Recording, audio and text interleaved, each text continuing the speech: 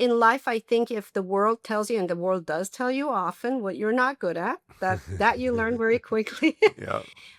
And that's terrible. But if you don't believe in yourself, if you don't think highly of yourself, that's tragic.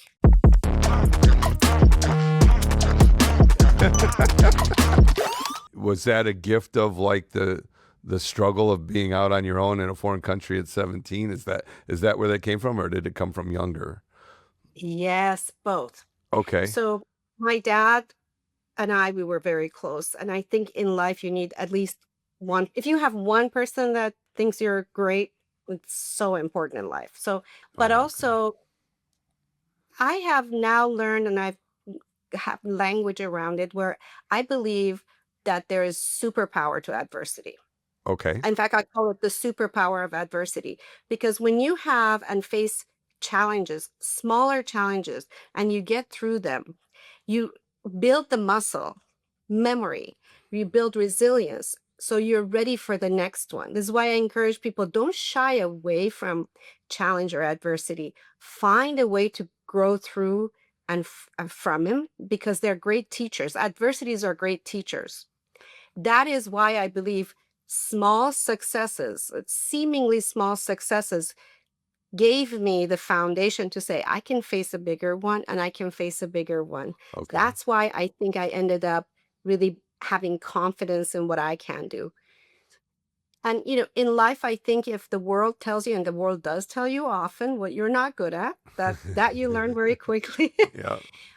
And that's terrible. But if you don't believe in yourself, if you don't think highly of yourself, that's tragic. Was your dad an entrepreneur? What did he do? My dad was an attorney by trade, and he Okay. ended up, yes, he ended up really becoming an entrepreneur. He took over a company when it was relatively small and grew it substantially before the revolution, of course. So you had seen it too in your father. You had seen an example of Yes. it. Ve- Very good. Yes.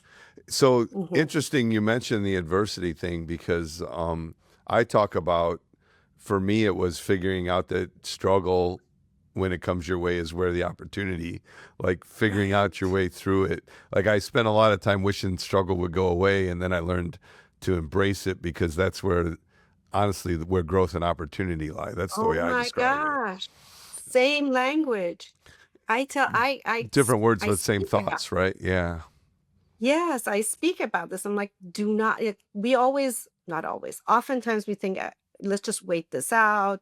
I wish it would go away. But I'm saying, embrace it and ask yourself, how could this be a great teacher for me right now? It's I not agree always with easy you. to embrace with a smile, though. I No, gotta admit. no. And I do want to say, I also, it's okay to lick your wounds and be in a fetal position for some time. I'm not saying like immediately you spring into action, but you do in time find ways. If you can find ways to grow through adversity, it's amazing. What would be an example of a practical lesson that stuck with you that helped you that you're sharing with others? I have many of them in there. One that, as soon as you asked, popped in my head is the idea that you heal by moving. So now you heal by moving applied to when I was literally trying to heal and recover. But the Understood. same has been true about points in life when the challenges are so prominent and present, or we're in some kind of a transition.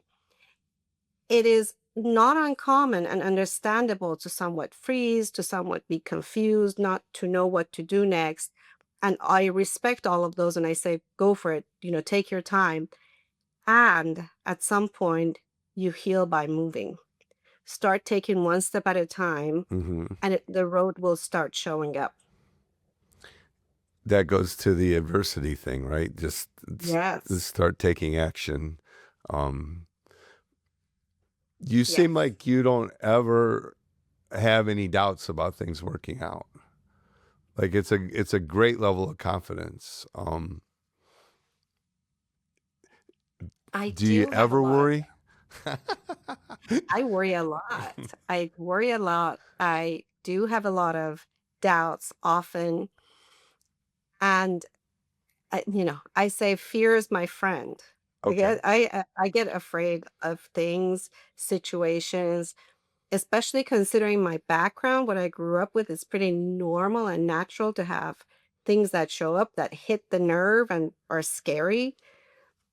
But here's the idea. I pay attention to them. I ask myself, what is this here to teach me?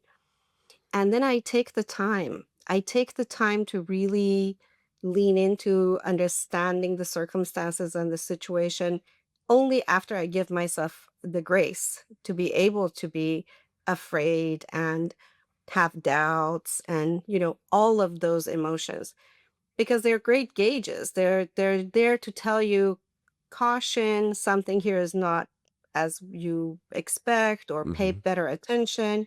I use them as the gauges that they are.